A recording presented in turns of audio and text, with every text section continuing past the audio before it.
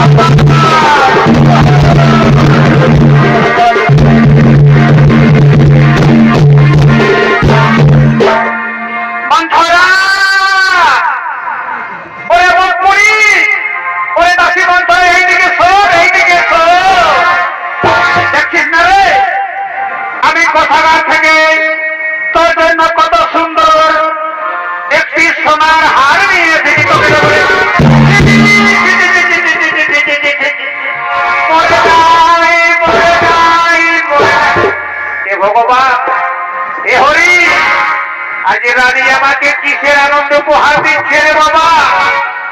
আমি তো কিছু বুঝতে পারি না। বলি কইকেয়ী,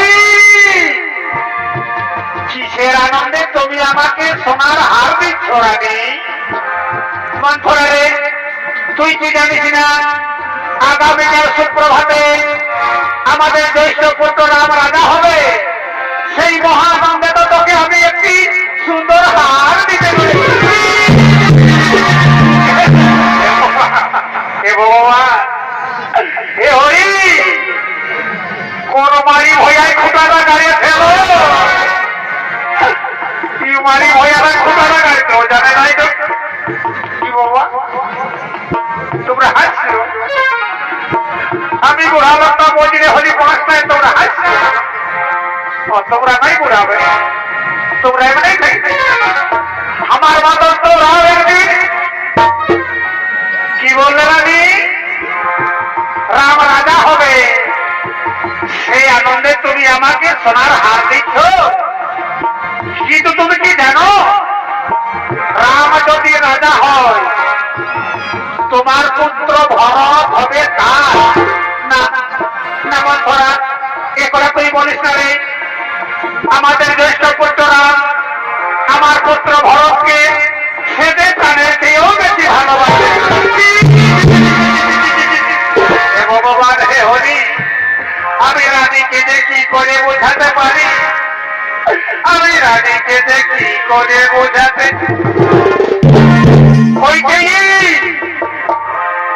একটি কথা কান খুলে শুনে রেখো, রাম যদি রাজা হয় তোমার পুত্র ভরত হবে খান, আর তুমি তুমি হবে কৌশল্যার দাসী। না মন্থরা, আমি কারো দাসী হতে চাই না রে। আমি যে রাজরানী হয়ে থাকতে চাই, আমি কারো দাসী হতে চাই না রে। শোনো রানী, তোমাকে একটি সুন্দর কাজ করতে হবে, তাহলেই তুমি চিরদিন রানী হয়ে থাকতে পারবে।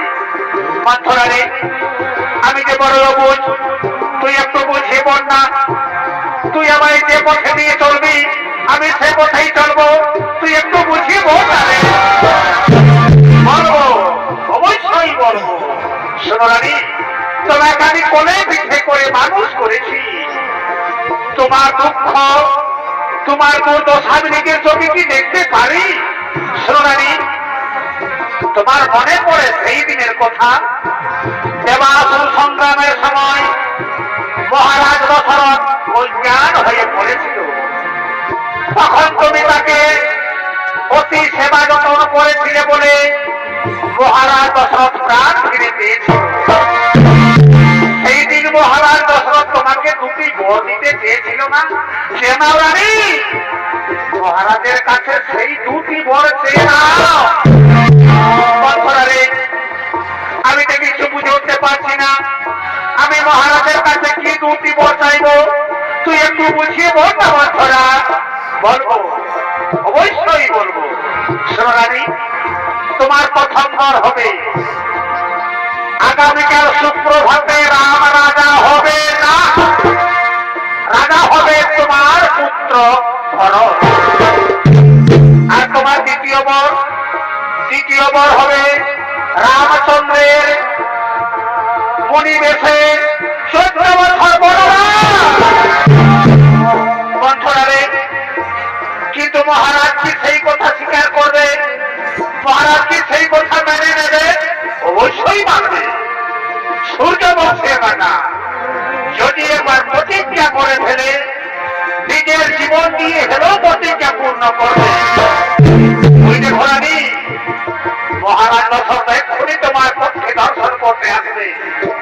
কিন্তু সাবধান, মহারাজের মিষ্টি মিষ্টি কথাই যেন হলো না।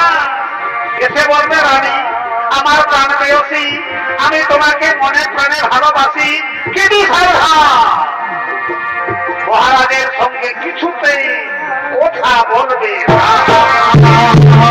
যতক্ষণ পর্যন্ত না রামের শপথ নিচ্ছে ততক্ষণ তুমি নিজের কথা প্রকাশ করবে না। ওই দেখো মহারাজের দিকেই আসছে রানী। রানী রানী ও থাকা যেন আমার মনে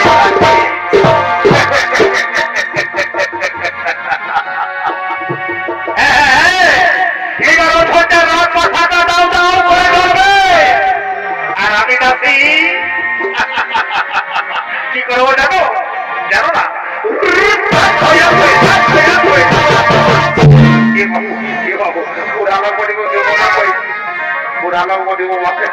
ওদিকে রাস্তা এই রাস্তাটা নয় আমি তো দেখাই দিব না বাবু আজকের ফ্রি ফায়ার খেলা বিশ্বাস না আমি নিজেই যাবো জয় সীতারাম জয় সীতারাম জয় সীতারাম